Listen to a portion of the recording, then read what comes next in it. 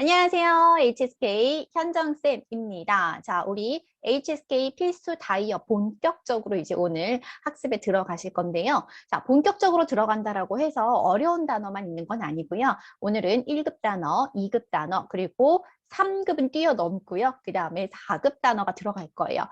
왜 3급은 없나요? 라고 하실 수가 있는데, 자, 오늘 보실 다이어들은 우리가 짠! 일단 다품사, 여러 가지 품사를 가지고 있는데 위치로서 우리가 구분할 수 있는 단어들만 제가 가지고 왔거든요. 그래서 오늘은 살짝 3급 단어가 빠져 있습니다. 1급, 2급, 4급 다 중요한 거니까요. 앞으로 중국어 공부하면서 계속 써야 되는 거니까요. 자, 1급이라고 해서 무시하시면 안 돼요, 여러분. 꼭 알고 가셔야 됩니다. 자, 위치로 구분하기 이게 무슨 말이냐. 그러니까 여러 가지 품사가 있을 거예요. 그러면 역시 뜻도 조금씩은 달라지겠죠? 근데 얘를 우리가 구분할 수 있는 방법은 뭐냐면 바로 이 아이가 어순에서 어디에 쓰였는지만 여러분들이 파악해 내시면 얘가 어떤 품사로 어떤 의미로 썼는지를 여러분들이 아실 수가 있다는 겁니다. 자, 그럼 우리 간단하게 중국어 어순 확인하고 가셔야 되죠. 자, 중국어는 우리가 일단 기본적으로 세 가지 주요 성분이 있어요. 여러분들이 중국어를 배울 때 가장 먼저 배우는 주어, 서술어, 목적어가 되겠죠. 그죠? 자, 주어, 서술어, 목적어, 주요 성분 세 가지가 있어요. 자, 그 주요 성분 세 가지가 있고 또 우리가 보조 성분이라고 하는 게 세 가지가 있는데 그 세 가지를 다 보지는 않을 거고요. 우리는 무엇을 볼 거냐면 가장 많이 나오게 되는 게 부사어라는 걸 보실 거예요. 부사어라고 하는 건요, 우리가 서술어 앞에서 이 서술어를 꾸며주는 역할을 하게 될 거거든요. 그럼 여기서 여러분들이 기억하셔야 되는 건 뭐냐면 이 부사어 안에는 어떤 품사의 단어들이 어떤 순서로 쓰이냐 이걸 좀 기억을 해주셔야 됩니다. 자, 우리 부사어라고 하는 아이는 크게 대표적으로 세 가지 품사가 쓰일 건데 가장 먼저 쓰이는 게 부사, 두 번째가 조동사, 세 번째가 계사, 구로 외워주셔야 돼요. 계사는 단독으로 쓰이지 않을 거예요. 항상 계사 뒤에 우리가 어떠한 명사를 넣어서 계사구라는 걸 만들 거거든요. 자, 이 정도만 딱 기억하셔도 돼요. 이 정도만 알고 계셔도 여러분들 오늘 수업 충분히 굉장히 잘 따라오실 수 있을 거예요. 자, 그러면 우리 첫 번째 단어 한번 보도록 할게요. 짠! 너무나 잘 알고 있는 건데 의외로 이걸 되게 많이 좀 잘 모르거나 헷갈려 하시는 분들이 계시거든요. 자, 그래서 우리 첫 번째, 자, 1급 단어에 속해 있습니다. 짜이라는 걸 보실 거예요. 자, 짜이라고 하는 거는 1번 첫 번째 부사의 의미가 있고요. 두 번째 대사로서도 쓸 수가 있어요. 그 다음에 세 번째 동사로도 쓸 수가 있거든요. 자, 품사가 세 가지가 있습니다. 그러면 어떻게 구분한다? 오늘 뭐라 그랬어요? 어순, 어디에 위치하는지만 알고 계시면 돼요. 자, 그러면은 부사에서부터 볼게요. 부사는 아까 우리가 어디에 위치했었어요? 주어 뒤에 위치했었죠. 주어와 서술어 사이인데 부족의 세 개 중에 첫 번째에 위치를 했었어요. 주어 뒤에 짜이가 있더라. 그리고 서술어, 동사 앞에 짜이가 있더라. 라고 해서 보시게 되면 이때는 부사로서 마침 뭐뭐 하고 있다라고 해서 진행을 나타내는 데 쓰시게 될 거예요. 자, 그래서 보시게 되면 我在看书라고 해서 이 문장에서 보시면 동사 서술어가 뭐 있어요? 칸이라는 게 있어요. 그죠? 칸 앞에 짜이가 나와 있는 게 보이실 거예요. 그래서 我在看书 이때 짜이는 부사 하고 있다. 그래서 나는 책을 보고 있습니다. 라는 뜻으로서 쓰실 수가 있는 거예요. 자, 두 번째는 뭐냐면 계사로 쓸 수가 있는데요. 자, 아까 제가 앞에서 뭐라 그랬어요? 계사는 단독으로 쓰지 않는다라고 했었죠. 계사 뒤에는 우리가 이 계사와 함께 쓰이는 명사가 있을 거예요. 어떤 명사? 그렇죠. 짜이 뒤에는 여러분들 장소가 온다 너무나 잘 알고 있어요. 그죠? 짜이 뒤에는 장소 또는 이제 시간 단어가 올 수가 있는데 저희 시험에서는 시간보다는 주로 이제 장소가 동반되는 형태 문제가 많이 출제가 될 거예요.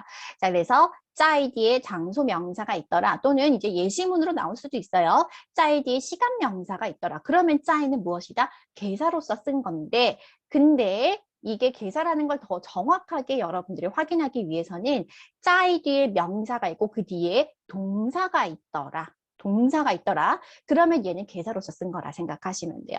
그죠? 자, 우리 계사구는 어디에 위치했었어요? 주어 뒤 서술어 앞에 위치한 게 계사구였어요. 그래서 짜이 명사 그리고 그 뒤에 어떤 동작이 나와 있다 하게 되면 그때 그 짜이는 계사로서 쓴 것이다 라고 생각해 주시면 되겠습니다. 문장 보도록 할게요. 我在家看书라고 하는 문장이 있죠. 我在家 나는 어디에서? 집에서. 칸 보다 동사 나왔죠? 봐요. 슈 책을 봅니다 라고 나오는 거죠. 자, 짜이 개사구 뒤에 동사 보이더라? 그럼 얘는 개사로서 쓴 것이다 라 생각하시면 됩니다. 왜 제가 지금 이걸 계속 반복적으로 설명을 드리는 거냐면 짜이가 이제 동사로도 쓸 수가 있어요. 동사로 쓸 수 있다라고 하는 거는 얘는 문장에서 무엇으로 쓸 수 있다? 서술어로서 쓸 수가 있다라는 겁니다. 어디 어디에 있다라는 뜻으로서 쓰게 되고요. 이때 짜이는 어디 자리에 쓴 것이다? 얘를 서술어라고 기억하셔야 돼요. 그러면 짜이 뒤에 우리 뭐가 올 수 있어요? 목적어가 올 수가 있겠죠. 그죠? 짜이 뒤에 오는 목적어는 장소명사 목적어. 그래서 여러분도 구분하셔야 돼요. 예문 보시면 我在家 하게 되면 나는 집에 있어요가 되는 거예요. 在家 뒤에 보면 또 다른 동사가 나와 있지 않죠. 그러면 무엇이다? 在家라고 하는 게 술목이로 쓰인 것인 거고 아까 앞에서 보시게 되면 在家 뒤에 지금 칸이란 동사가 나왔잖아요. 그죠? 그러면 여기서 在家는 그렇죠. 개사 구로서 쓰인 거예요. 그래서 이 아이가 어디에 위치했는지 그리고 뒤에 어떤 아이가 붙어 있는지에 따라서 이 짜이의 품사와 의미를 구분하실 수가 있습니다. 되셨죠? 넘어갈게요. 자, 두 번째는 게이가 있습니다. 자, 게이는 2급 단어네요. 그죠? 자, 일단 게이는요, 두 가지 품사, 그러면 두 가지 뜻을 갖고 있겠죠. 첫 번째는 뭐냐면, 개사로 쓸 수가 있어요. 누구누구에게. 그렇죠. 그래서 여러분들 게이라는 개사 배울 때 뒤에 뭐 붙인다 배웠어요? 대상, 그죠? 대상을 붙인다. 그래서 뭐 사람들이 주로 왔었죠. 그죠? 자, 그러면 볼게요. 자, 개사로 썼으니까 역시 어디에 위치한다. 오늘 계속 반복하게 될 거예요. 이 영상 보면서 그냥 별도로 복습하지 말고 영상 보면서 그냥 외워버리세요. 주어디 서술어 앞에 쓰일 겁니다. 주어디 서술어 앞에 쓰일 거고 게이 뒤에 뭘 써야 된다? 명사. 근데 그 명사는 대상이 될 거고 주로는 이렇게 사람이 나오게 될 거예요. 예문을 보시면 이렇게 되어 있죠. 我给他打电话라고 되어 있어요. 나는 그에게 전화를 건다라는 문장이 완성이 되어 있죠. 给他 뒤에 동사 나온 거 보이시죠? 주어와 서술어 동사 사이에 给他가 쓰여 있어요. 자, 얘는 또 두 번째 어떤 품사? 동사로서 쓸 수가 있는데 동사로 쓴다는 건 그러면 얘는 뭘로 쓴다? 서술어로서 쓸 수 있다. 이렇게 기억하세요. 서술어로 쓸 수가 있어요. 근데 여기서 하나 더 기억하셔야 돼요. 괄호하고 나서 의미를 봤더니 누구누구에게 뭐뭐 을리를 주다라고 되어 있어요. 하나만 있는 것이 아니라 두 개가 있죠. 즉 게이라는 동사는 목적어를 두 개를 가질 수 있다는 걸 기억하셔야 돼요. 첫 번째 목적어, 두 번째 목적어가 연달아서 나오게 되거든요. 자, 첫 번째 목적어는 누구누구에게 그래서 대상이 나오게 될 거예요. 그러면 그 대상을 제외한 나머지 것들이 어디로 간다? 두 번째 목적어로 가게 된다. 그래서 마지막 목적어를 우리가 을률이라고 해석할 거예요. 자, 예문부터 보도록 할게요. 我给他一本书라는 게 있어요. 누가? 내가 누구에게 그에게 무엇을 책 한 권을 주다라는 문장이 되는 거예요. 다 나왔어요. 그죠? 근데 그 뒤에 또 뭐가 나왔어요? 명사가 나왔어요. 그러면 여러분들이 생각해 주셔야 되는 건 무엇이다? 명사가 나왔으니까 얘는 두 가지 명사를 갖고 있고 그렇다는 건 걔가 동사로서 쓴 것이다 라고 생각하시면 되겠습니다. 그리고 이거는 이제 독해 문제에서 뿐만 아니라 여러분들 작문하셔야 되잖아요. 그죠? 작문에서도 활용하실 수 있으셔야 돼요. 올바르게 쓰실 수 있으셔야 돼요. 게이가 동사로 쓸 때는 목적어를 두 개를 갖더라. 첫 번째 목적어는 대상이 나오고 두 번째 목적은 대상을 제외한 사물이 나오더라 라고 기억하시면 되겠습니다. 자, 그 다음에 보도록 할게요. 이제 4급 단어로 뛰어들어갔어요. 4급. 얘는 발음이 또 많아요. 그래서 얘는 발음별로 이 발음에 따른 그 뜻을 또 같이 기억을 하셔야 되거든요. 첫 번째로 일단 얘는 때라고 읽힐 거예요. 그리고 또 우리가 뜨어라고 하는 게 있고요. 세 번째로는 떠라고 읽힐 거예요. 경성이죠. 떠라고 읽히는 겁니다. 자, 그럼 우리가 하나씩 한번 보도록 할까요? 때이라고 읽힐 때는 품사가 두 개가 있어요. 근데 가장 많이 시험에서 가장 많이 나올 거는 조동사로의 쓰임이 가장 많이 출제가 된다라고 생각하면 됩니다. 자, 조동사예요. 뜻은 뭐뭐 해야 한다라는 뜻을 갖고 있거든요. 조동사 어디 아까 위치했었어요? 주어와 서술어 사이에 위치했었어요. 주어와 서술어 사이에 위치하는데 그 사이에 오는 게 세 가지 품사가 있었죠. 처음에 뭐가 온다? 부사, 그 다음에 조동사, 그 다음에 계사, 구였어요. 그러면 얘는 조동사니까 어디에 위치하겠어요? 일단 주어, 디, 서술어, 아. 다른 성분이랑 쓰게 되면은 부사와 계사구 사이에 쓰인다라고 생각하시면 됩니다.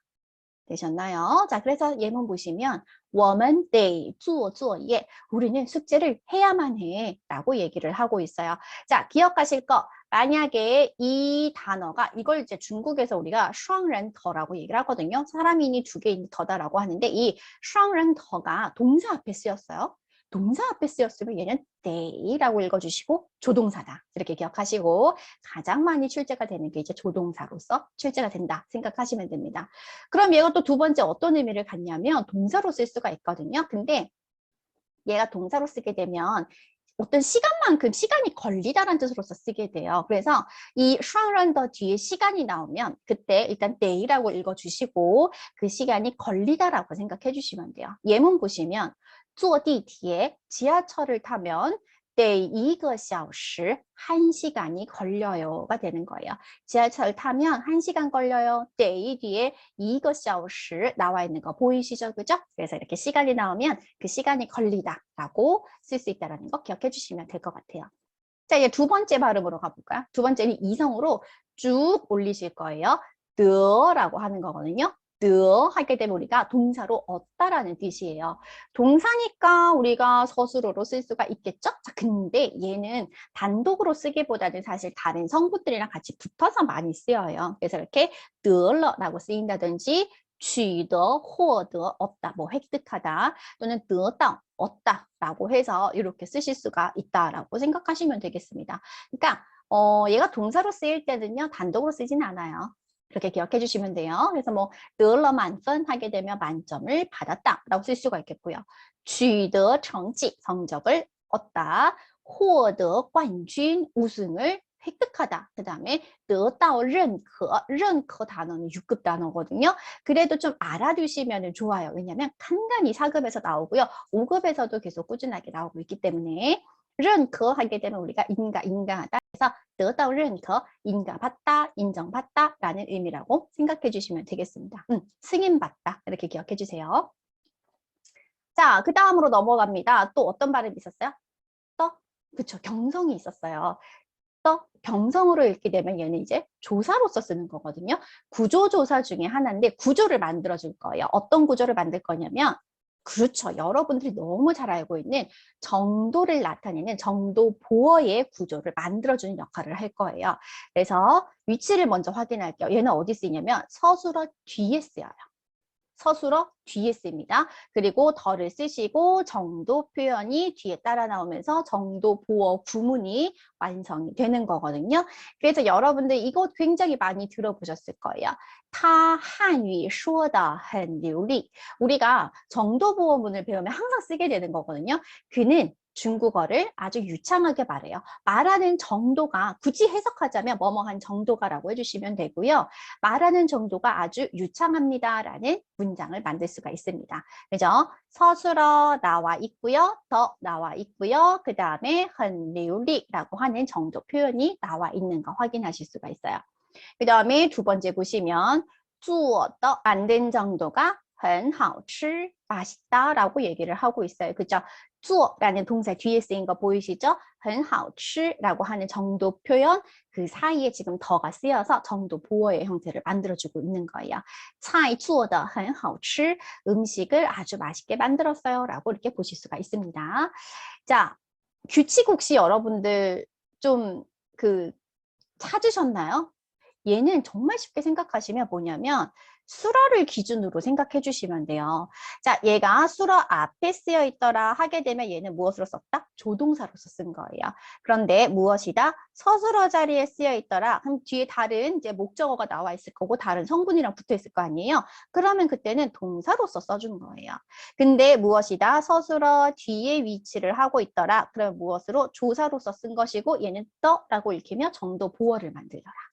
얘가 뜻이 되게 많았지만 발음도 여러 가지가 있었지만 굉장히 단순한 아이예요. 서술어를 기준으로 앞에 있느냐 뒤에 있느냐 또는 그 서술어 자리에 쓰여 있느냐에 따라서 이렇게 의미가 딱 정해지는 거기 때문에 얘는 위치만 잘 파악하셔도 돼요. 되셨나요? 넘어갈게요. 자, 그 다음에 이제 또 4급 단어입니다. 지시라고 하는 아이인데 두 가지의 이제 품사와 두 가지의 의미를 갖고 있어요. 첫 번째는 부사. 그럼 어디 위치한다? 주어 뒤에 위치할 거예요. 부사, 주어 뒤에 위치한다는 거. 자, 근데 얘는 요거 하나 좀 기억해 주시겠어요? 요거 독해 일부분에 나오는 건데 자, 일단 문장을 봤더니 이렇게 돼 있어요. 我们要及时复习라고 되어 있어요. 자, 우리가 야오라고 하는 거는 품사가 조동사죠. 뭐뭐 해야 한다, 뭐뭐 하려고 한다라고 하는 조동사예요. 그러면 이상한 거예요. 왜? 우리가 조동사는 원래 어디 쓰였어요? 부사 뒤에 쓰였잖아요. 근데 얘는 왜 조동사 뒤에 쓰이지? 이 규칙을 기억하셔야 돼요. 지시라고 하는 아이가 조동사와 함께 쓰여 있으면 지시는 조동사 뒤에 위치합니다. 자, 이 규칙 기억해 주세요. 4급 독해 1부분에 나올 거예요. 지시라고 하는 아이가 조동사와 함께 출연하면 지시는 조동사 뒤에 쓰인다라는 거 기억해 주셔야 돼요. 즉 다시 말해서 이게 4급의 독해 1부분에 나오면 지시가 들어가야 되는 자리 빈칸 보면 빈칸 앞에 조동사가 있는 경우가 되게 많아요.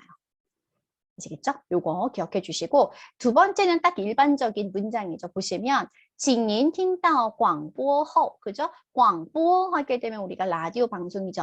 당신은 라디오 방송을 들으신 후에 及时与您的家人联系라고 되어 있어요. 자, 우리 위 하게 되면 이게 끈이나 허의 의미로서 쓴 거라고 생각하시면 돼요. 자, 그렇다는 건 얘는 무엇이다? 계사다라고 생각해 주시면 되고 제때에 누구와 당신의 가족과联系 연락해 주십시오라고 하는 문장이네요. 여기서는 어순 그대로 쓰여 있는 거 보이시죠? 부사 뒤에 계사구 오는 순서. 자, 그 다음에 두 번째는 뭐냐면 얘가 형용사로 쓸 수가 있는데 시기적절하다는 뜻이거든요. 근데 지금까지 시험에 나왔던 4급에서 나왔던 문장이나 이런 것들을 보면 제 기억 속에 얘는 시기적절하다 할 때 주로 이 문장이 되게 많았었거든요. 어떤 문장이냐 봤더니 今年雨下得很及时라고 되어 있어요. 또, 자, 더가 나왔죠. 올해 비가 내린 정도가 아주 시기적절합니다 라고 나와 있어요. 그래서 아주 시기적절하게 내렸다라고 하는 이 문장을 좀 여러분들 기억해 주시면 좋을 것 같고요. 그럼 얘는 어떻게 구분하느냐? 형용사잖아요. 우리가 형용사는요, 여러분, 기본적으로 누구와 함께 자주 쓰인다? 정도부사와 함께 쓰인다. 정도부사라고 하는 게 뭐예요? 아주, 매우, 특히, 극히 이런 아이들을 우리가 정도부사라고 하죠. 그래서 여러분들이 너무나 잘 알고 있는 很, 非常, 十分, 特别 이런 아이들이라고 생각해 주시면 되겠습니다. 그런 아이들 뒤에 지시가 쓰여 있더라. 그러면은 의심할 필요 없어요. 시기적절하다라는 형용사로 썼다라고 기억해 주시면 되고 이왕이면 우리는 좀 더 쉽게 무엇을 기억하자? 雨下得很及时, 비가 아주 시기적절하게 내려요 라는 문장을 기억해 주시면 좋을 것 같아요. 자, 다음으로 갑니다. 역시 4급肯定이라는 게 있어요.肯定하게 되면 첫 번째 부사로서 쓸 수가 있습니다. 분명히라는 뜻으로서 쓰거든요. 자, 이제 질문하면 탁 튀어나와야 돼요. 부사 어디 위치했었어요? 그렇죠. 주어 뒤에 위치하는 거 이제 딱 기억하시죠? 좋습니다. 부사 주어 뒤에 위치합니다. 예문으로 볼게요. 我们肯定能准时到라는 게 있어요. 그죠? 우리는 분명히 능 조동사죠. 할 수 있어. 准时到 제때 도착할 수 있습니다. 라는 문장이 완성이 되죠. 肯定 부사로 썼을 때는 분명히 가장 많이 나오는 게 사실 분명히라는 부사로서 제일 많이 나와요. 발표하고 넘어갈게요. 근데 얘가 또 어떤 의미로 쓸 수 있냐면 동사로도 쓰고 명사로도 쓸 수가 있거든요. 근데 건띵이 4급 시험에서 동사나 명사로서 쓰여서 뭔가 시험 포인트로 나오는 경우는 거의 드물어요. 주로는 이제 부사라고 기억해 주시고 동사로 쓰게 되면 어떤 의미냐면 인정하다라는 뜻으로서 쓰거든요. 동사니까 무엇으로 쓸 거예요? 서술어로 쓸 거고 그러면 뒤에는 역시 목적어가 올 수가 있겠죠. 그죠? 그래서 예문으로 볼게요. 老师肯定了他的努力. 선생님은요, 그의 노력을 인정하셨어요. 라고 쓰실 수가 있겠죠. 그죠? 그래서 肯定 동사로 쓰게 되면 인정하다라는 뜻으로서 쓴다는 거 기억해 주시고요. 이게 그대로 이제 명사로 쓰게 되면 인정, 긍정 이런 의미로서 쓰게 됩니다. 그냥 똑같이 인정이라고 기억을 해 주시면 좋을 것 같아요. 자, 그래서 명사니까 우리가 명사는 주로 이제 주어나 목적어에 또 쓰일 수가 있잖아요. 예문을 봤더니 他得到了老师的肯定이라고 나와 있어요. 그 사람은요, 得到了 얻었어요. 무엇을? 老师的肯定 선생님의 인정을 얻었어요. 라는 건 선생님의 인정을 받았습니다. 이렇게 해석이 가능하겠죠. 요거 좀 기억해 주시면 좋을 것 같아요. 得到肯定 인정을 얻다. 得到肯定 기억해 주시면 좋을 것 같습니다. 자, 이렇게 해서 우리 HSK 필수 다이어 오늘 1급, 2급, 4급에 나오는 단어들을 봤는데 오늘은 어떤 포인트가 있었어요? 문장에서 어느 위치에 어디에 쓰이는지만 잘 알고 계신다면 이 아이가 어떤 품사로 어떤 의미로 썼는지 우리가 파악할 수 있다라고 해서 쭉 정리를 해봤습니다. 헷갈리는 게 있다면 다시 한 번 더 영상 돌려서 복습해 주시고요. 자, 저는 또 다음번 HSK 필수 다이어로 여러분들께 인사드릴게요. 再见。